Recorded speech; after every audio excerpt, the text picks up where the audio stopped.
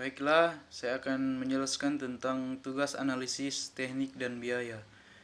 Nama saya Renaldi Tumigolung, NIM 170311107.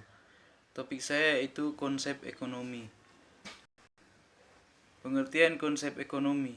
Ekonomi adalah salah satu sektor yang penting dalam kehidupan manusia, sehingga segala sesuatu yang membuat manusia berinteraksi dan melakukan transaksi dibahas dalam ilmu ekonomi. Secara sederhana, ekonomi dapat dikatakan bahwa kegiatan untuk mengatur keuangan dalam kehidupan sehari-hari.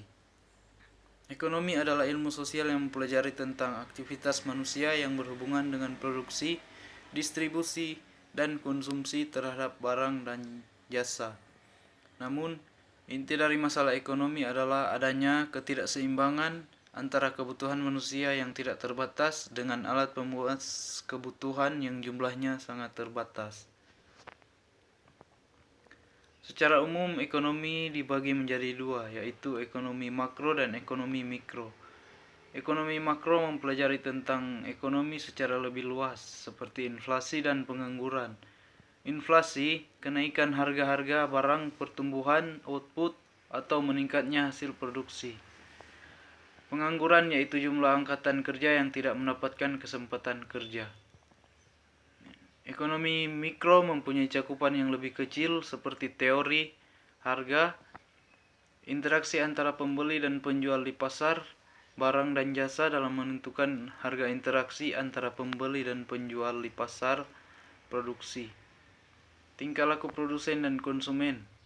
Bagaimana konsumen menghabiskan uangnya dan bagaimana produsen mengalokasikan. Ekonomi juga memiliki beberapa teori yang tercermin dalam kehidupan kita sehari-hari, yaitu opportunity cost. Konsep ini merupakan salah satu komponen utama dalam proses menentukan sebuah keputusan, di mana dalam menjalani prosesnya kita akan dihadapkan dengan berbagai pilihan. Yang kedua yaitu marginal utility theory. Teori ini memberikan gambaran tentang perilaku kita dalam menentukan cara kita melakukan pengeluaran. Arti dari utility sendiri adalah tingkat kepuasan konsumen. Konsumen akan membandingkan biaya yang dibutuhkan dengan tingkat kepuasan yang akan didapat. Yang ketiga yaitu risk return trade-off. Prinsip ini menyebutkan bahwa keuntungan tidak lepas dari risiko dan keduanya berbanding lurus. Jadi, jika kita menginginkan keuntungan yang tinggi, maka risiko yang harus dihadapi juga akan semakin tinggi. Yang terakhir yaitu manfaat mempelajari ilmu ekonomi.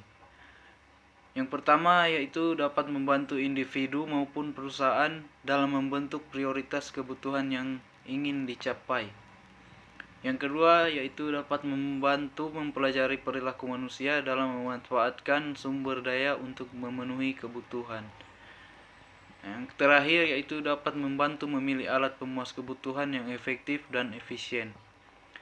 Sekian dari saya, terima kasih.